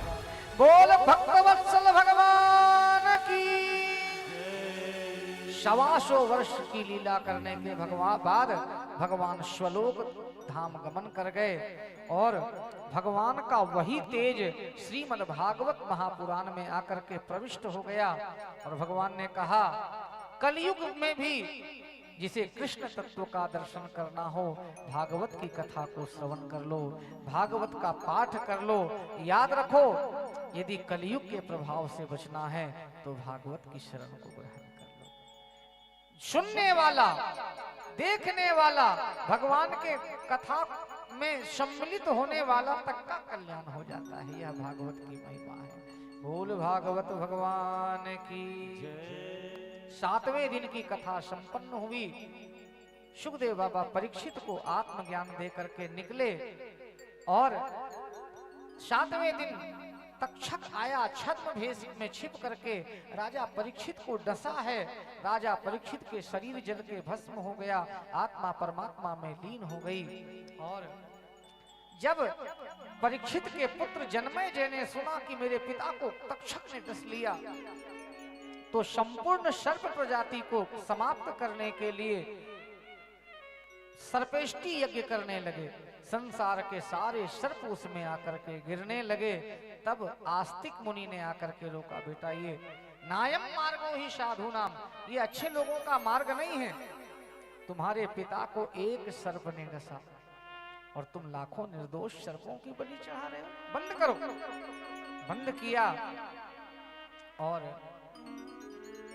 जिस प्रकार सुखदेव परीक्षित का यह उपक्रम भागवत सुनाया, उसी प्रकार देखिए अल्प बुद्धि से मैंने थोड़ी सी कोशिश करके पिछड़ी ग्रामवासियों के लिए एक सप्ताह जो भी मुझसे बन पड़ा अपनी बुद्धि के अनुसार, अल्प बुद्धि के अनुसार।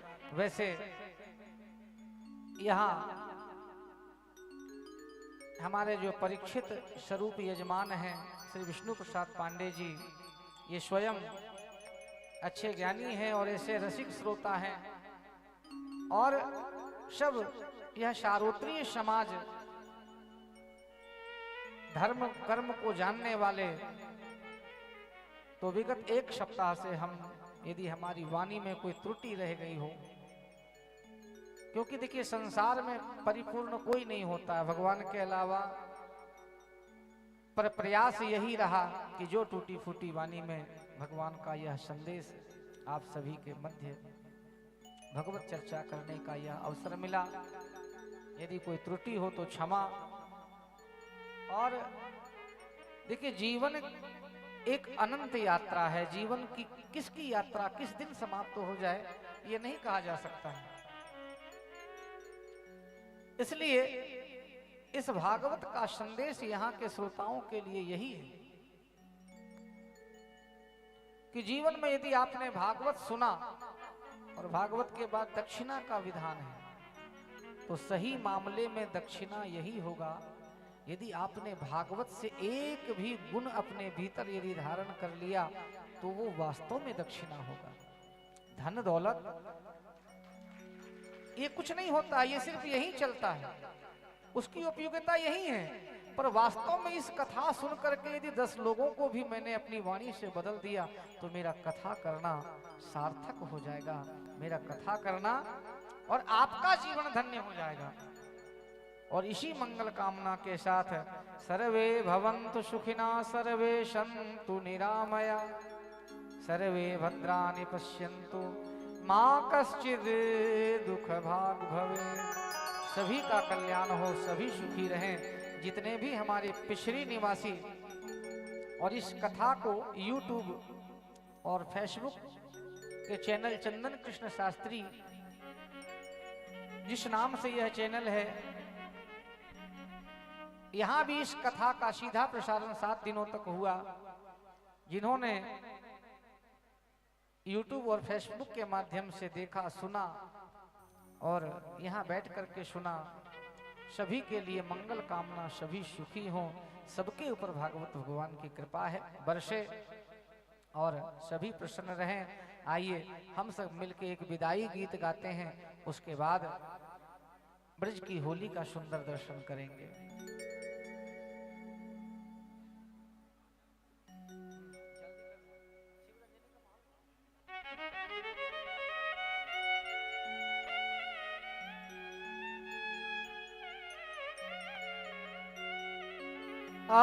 कागा सब तने खाइयो रे,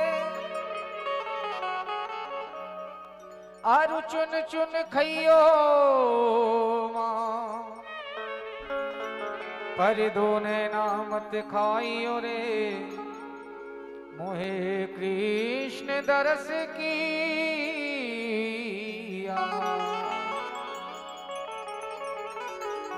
रही जिंदगी तो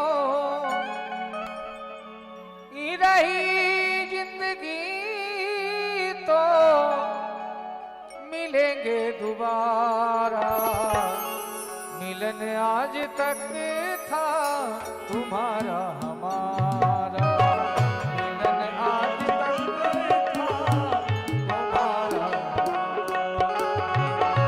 मिलन आज तक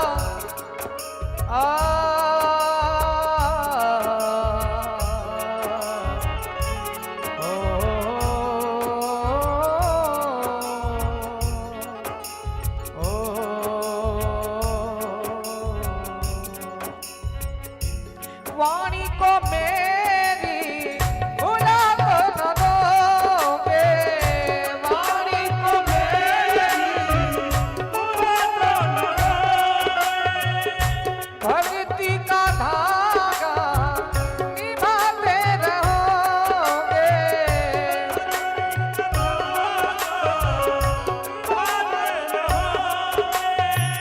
निभाते रहोगे, निभाते रहोगे, चमकेगा कब अपना किस्मत का तारा, चमकेगा कब अपना किस्मत का तारा। रही जिंदगी तो मिलेंगे दोबारा, मिलन आज तक हमारा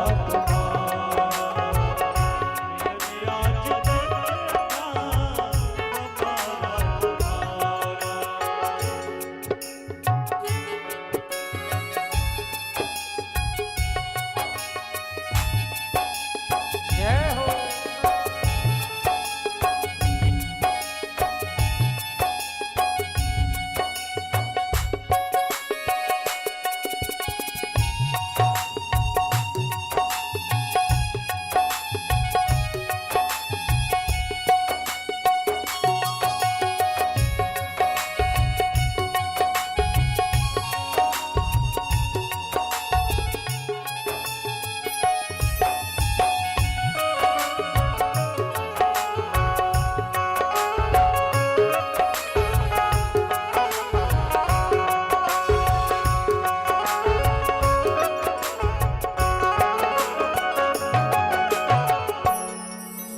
बोल भक्त वत्सल भगवान की जय। ऐसा है, अभी सभी अपने स्थान पे बैठे हैं, अभी ब्रिज की होली होगा, उसके बाद आखिरी में आप सब आ सकते हैं मंच पे।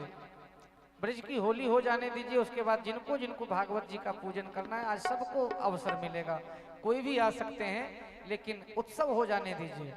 जो आ गए हैं ठीक है, बाकी सभी बैठ जाएं। आरती के बाद तक आप लोग को जब भी समय मिले आज हम बैठे रहेंगे। आपको तो ब्रज की होली की तैयारी आप सभी को वृंदावन की होली दिखा करके, तो हमारे शिवम जी वृंदावन बिहारी जी की होली का दर्शन कराने के लिए जा रहे हैं। तो सभी अपने जगह में बैठोगे तो आप लोगों को अच्छे से समझ में आएगा। और एक और आप सभी को सूचना, आप सभी ध्यान दें और सभी बैठ करके सुने। आप सभी जितने भी पिछड़ी में कथा सुन रहे हैं, वृंदावन में एक आप सभी का अपना एक छोटा सा आश्रम आप सभी के सहयोग से ही बना है, श्री नारायण कृपा धाम।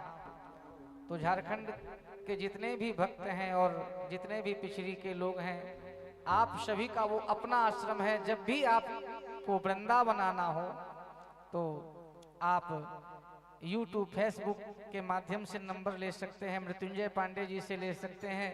और हमारे जो जयप्रकाश पांडे जी हैं जो कि एक सप्ताह से बड़ी दिव्य इस मंच पे सेवा दे रहे हैं, आप इनसे भी संपर्क करके वृंदावन में आ सकते हैं। हो सकता है इसी वर्ष अप्रैल के महीने में वृंदावन में एक भव्य भागवत कथा का आयोजन किया जाएगा, तो आप जयप्रकाश पांडे जी से संपर्क करके वृंदावन की कथा में आप सब सीधा आ सकते हैं और एक सप्ताह वृंदावन में रुक करके भागवत कथा श्रवण कर सकते हैं।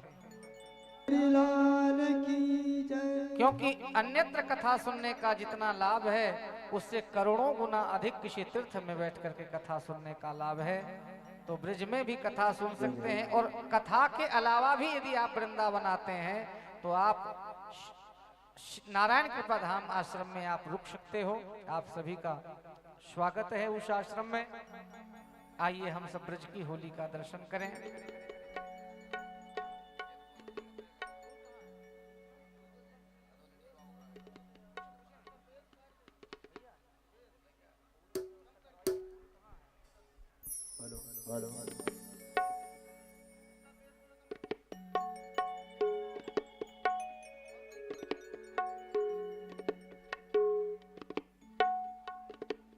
आज भगवान का वह लीला भी देखेंगे जो मनिहारी का भेष बनायो श्याम चूड़ी बेचने आयो। तो प्रसाद स्वरूप आप सभी को एक एक चूड़ी मिलेगा। भगवान चूड़ी बेचने आते हैं।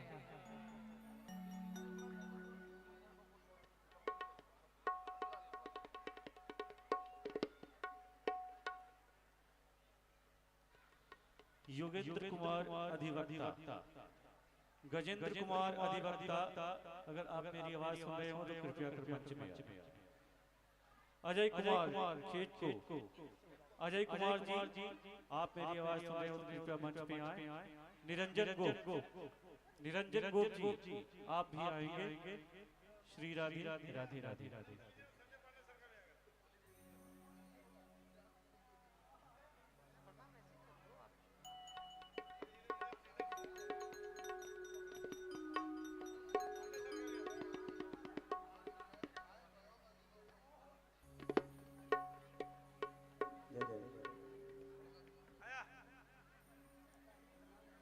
हो कोई तिरछी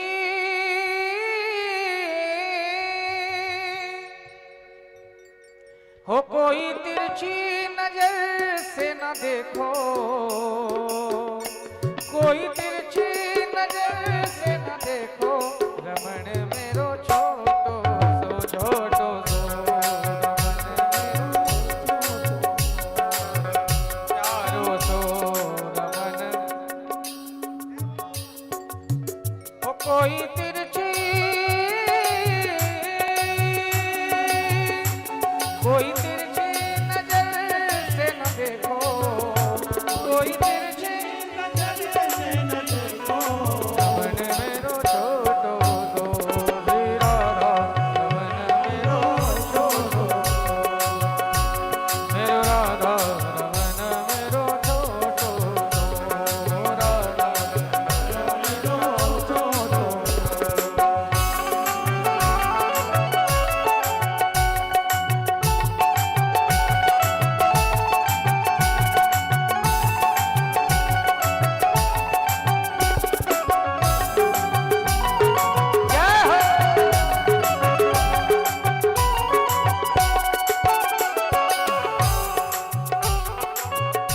और श्याम वृंदावन में एक बार मनिहारी का भेष बना करके भगवान निकले हैं। तो चूड़ियां ज्यादा नहीं है, थोड़ी बहुत है। तो भगवान प्रसादी स्वरूप जिन जिन माताओं को हो चूड़ी बेचने निकले हैं। हो कोई तिरछी नजर से न देखो, कोई तिरछी नजर से न देखो। रमण मेरो छोटो सो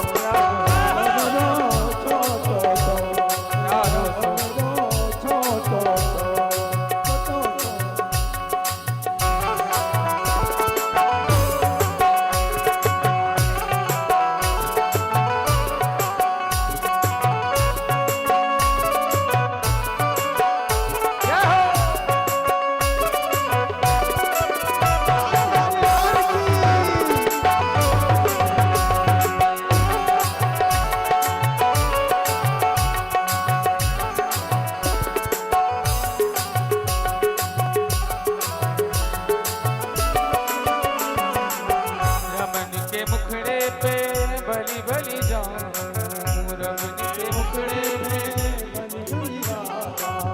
बलि बलि जाऊं मैं बारी बारी जाऊं बलि बलि जाऊं मैं बारी बारी जाऊं बलि बलि जाऊं मैं बारी बारी जाऊं बलि बलि जाऊं मैं बारी बारी जाऊं वो कोई पल के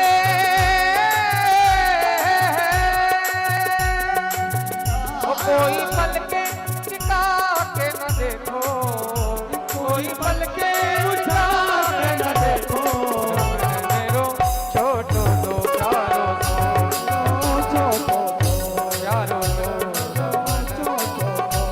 प्यारो तो रहन मेरो छोटो प्यारो तो रहन मेरो छोटो जय हो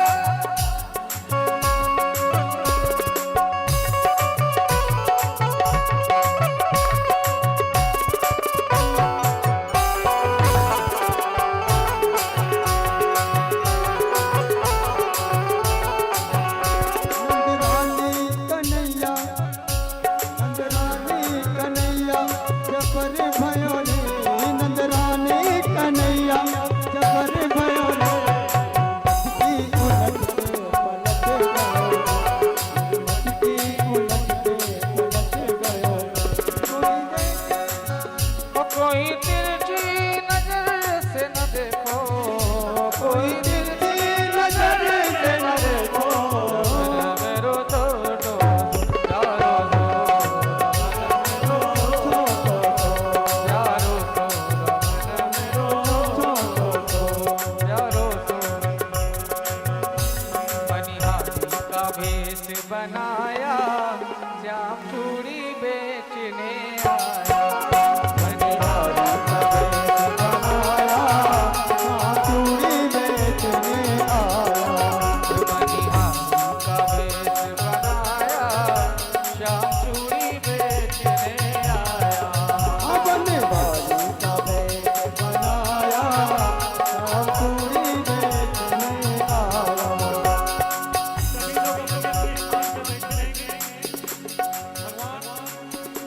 और हमारे शिवम जी होली की तैयारी करवा दें आ जाओ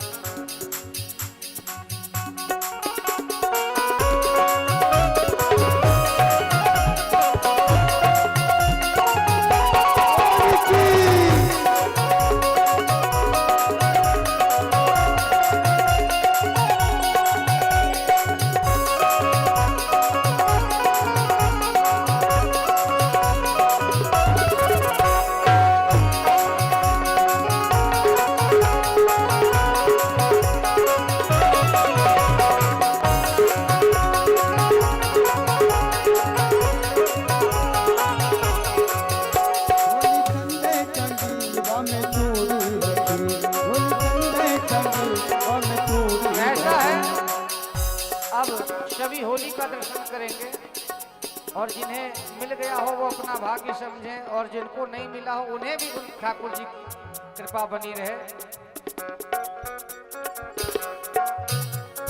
कंधे कलीवा में चूड़ी भरी जाने सुनी ललता राधा ने सुनी ललता से मोहन तो बुलाया अब सभी बैठ जाएं। जिनको जिनको चूड़ी मिल गई बाद में यहाँ से मंच में आप लोगों को घर घर पहुंचा दिया जाएगा। सभी बैठ जाएं। इस तरह व्यवस्था भंग हो जाएगी। सभी आइए होली का दर्शन करेंगे। सभी बैठ जाएं।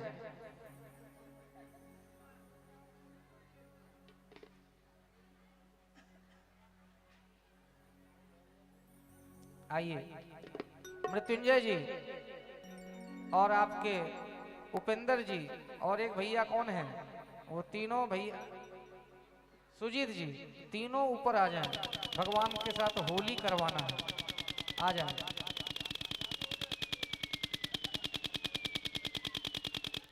आ जाए।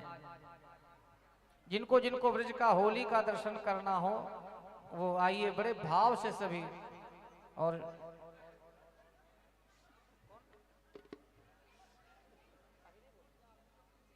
तो आइए, बोल होरी के रशिया की। कोई अपने जगह से उठेंगे नहीं, क्योंकि उठेंगे तो होली का आनंद बिगड़ जाएगा। बाद में जिनको नाचना होगा वो नाचेंगे। एक ही आवाज में आई महाराज जी होली के रसिया की।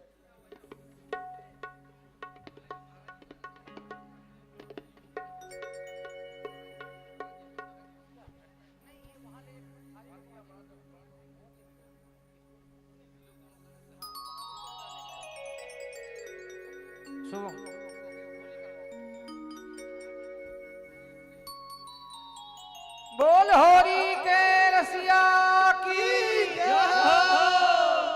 होली वृंदावन की बहुत प्रसिद्ध है। आज बीरज में होरी रे रसिया, आज बीरज में होरी रे रसिया,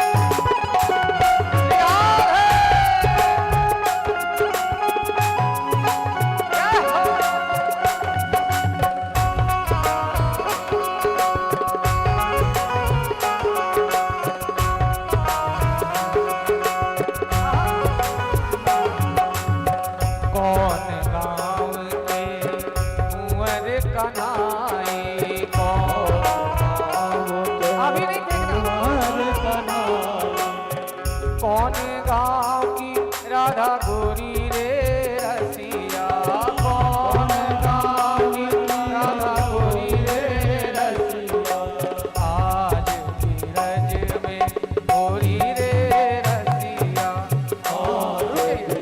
एक मिनट, किनको किनको होली खेलना है ऐसे झूम वैसे सुस्ती में जैसे बीमार हॉस्पिटल में हो, दोनों हाथ उठाएं।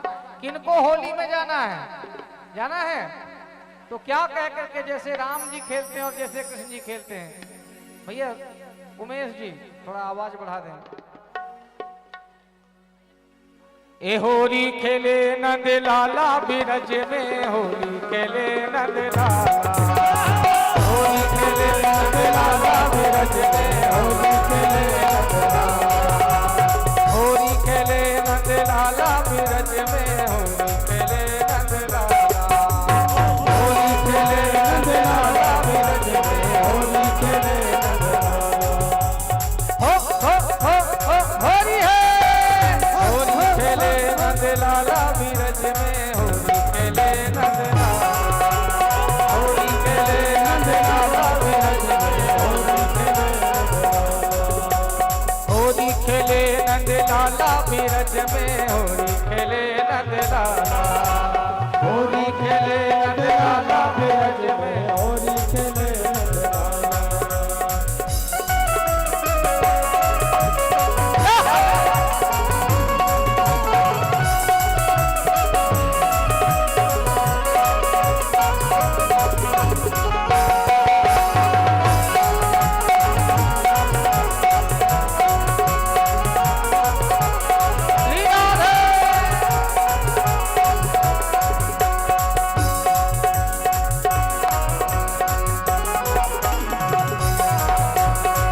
कर हाथ कनक पिचकारी के, कर हाथ कनक पिचकारी के, कर हाथ हाथे कनक पिचकारी के कर हाथे कनक पिचकारी के कर हाथे अबीरा हो के कर हाथे अबीरा हो के कर हाथे अबीरा बिरज में होली खेले नंदलाला होली खेले नंदलाला बिरज में होली खेले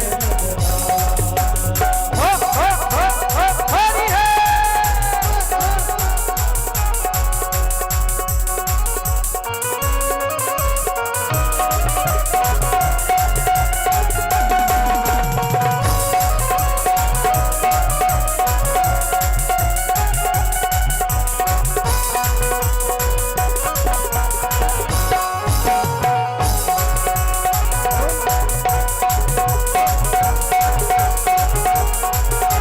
राधा के हाथ है कनक पिचकारी राधा के हाथ है कनक पिचकारी राधा के हाथ है कनक पिचकारी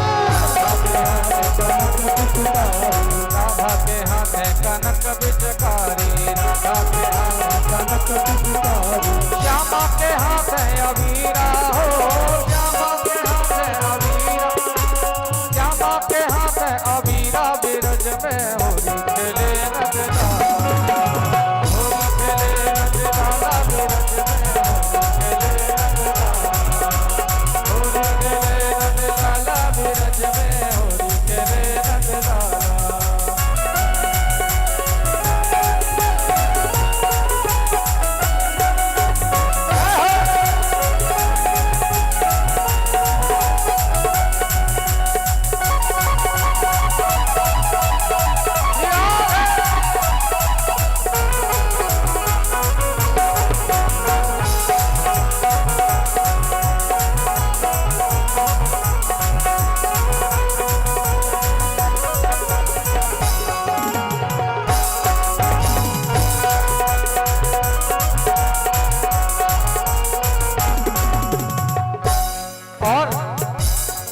होरी होरी होरी ऐ होरी होरी ऐ होरी होरी होरी होरी ऐ होरी होरी होरी है होरी खेले तो होरी खेले तो होरी खेले तो होरी खेले तो आ जाइयो बरसाने रतिया होरी खेले तो होरी खेले तो आ जाइयो बरसाने होली खेले तो आ जाइयो बरसाने रतिया होली खेले तो भांग मिलइयो धतूरा मिलइयो भांग मिलइयो धतूरा मिलइयो भांग मिलइयो धतूरा मिलइयो झट्टा झेरे तो होली खेले तो आ जाइयो बरसाने रतिया होली खेले तो आ जाइयो बरसाने रतिया होली खेले तो जय हो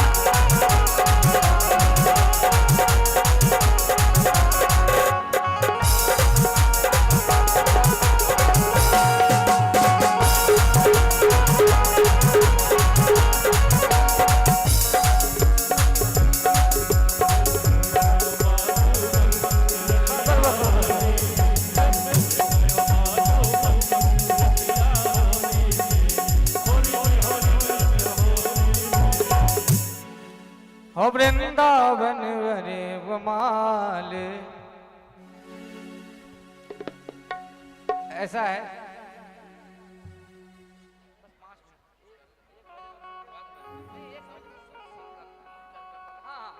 एक भजन करके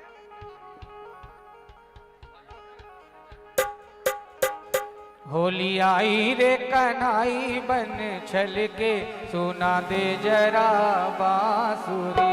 होली आई रे कन्हई रंग छल के सुना दे जरा बांसुरी।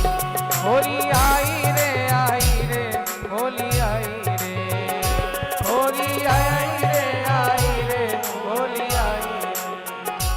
होली आई रे, होली आई रे कन्हई रंग छल के सुना दे जरा बांसुरी। होली आई रे कन्हई रंग छल के सुना दे जरा बांसुरी।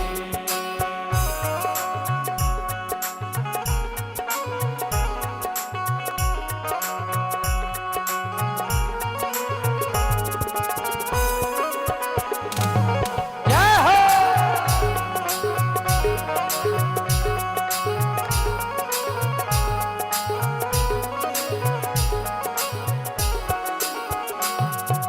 रंग दे गुलाल मोहे मोहे सजनवा, अपने ही रंग में रंग ले सजनवा, अपने ही रंग में रंग ले हो, अपने ही रंग में मोहे रंग ले सजनवा। तोहरी कारण आई हो, तोहरी कारण आई घर से निकल के सुना दे जरा बांसुरी। होली आई रे कन्हई रंग छल के सुना दे जरा बांसुरी।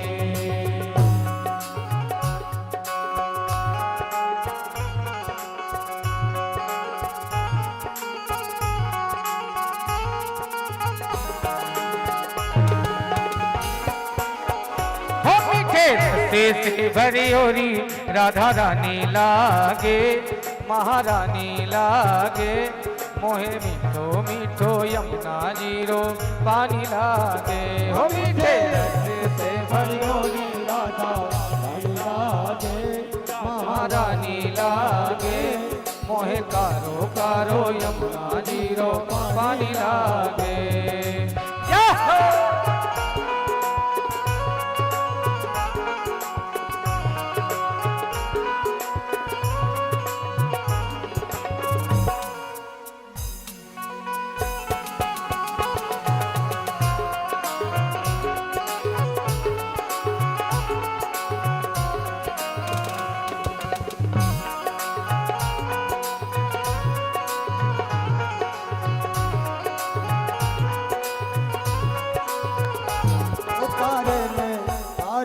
कर दिया लाल जुलम कर डालो, जुलम कर डालो, सीतम कर डालो, जुलम कर डालो, सीतम कर डालो। कारण कर दिया लाल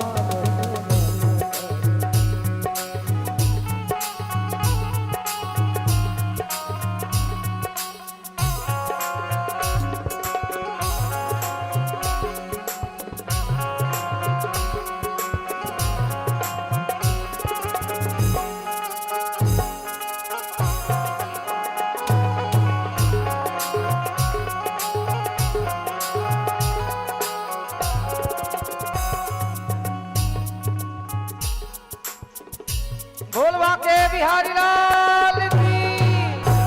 अब सभी अपने स्थान पे बैठ जाएं, आज समय बहुत कम है, जो ऊपर खड़े वहीं बैठ जाएं, और बाकी जो कर लिए हैं वो नीचे कुछ कार्यक्रम शेष रह गया तो सभी का नाम अभी, तो सभी एकदम से भीड़ ना लगाएं। आप सब 5 मिनट के लिए 10 मिनट के लिए बस बैठ जाएं अपने स्थान पे, 10 मिनट के लिए, 10 मिनट के लिए अपने अपने स्थान पर बैठ जाएं। आरती होगी उसके बाद ही जाना, आखिरी की आरती छोड़ करके नहीं। आवश्यक सूचना, आज का महाप्रसाद का वितरण त्रिभुवन रजक द्वारा किया जाएगा। आज का महाप्रसाद का वितरण त्रिभुवन रजक द्वारा किया जाएगा। जय श्री राधे, जय श्री श्याम।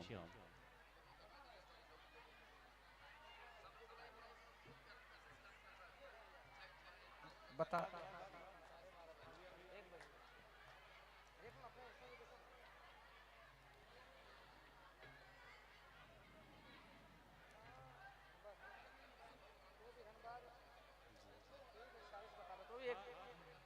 श्री राधे। सभी अपने स्थान पे बैठ जाएं और कुछ नाम की घोषणा की जा रही है। हमारे विपिन जी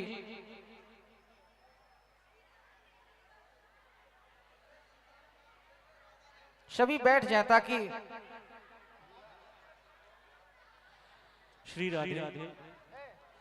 इस कार्यक्रम को सफल बनाने में जिन कार्यकर्ताओं का योगदान रहा है, मैं चाहूंगा कि उनका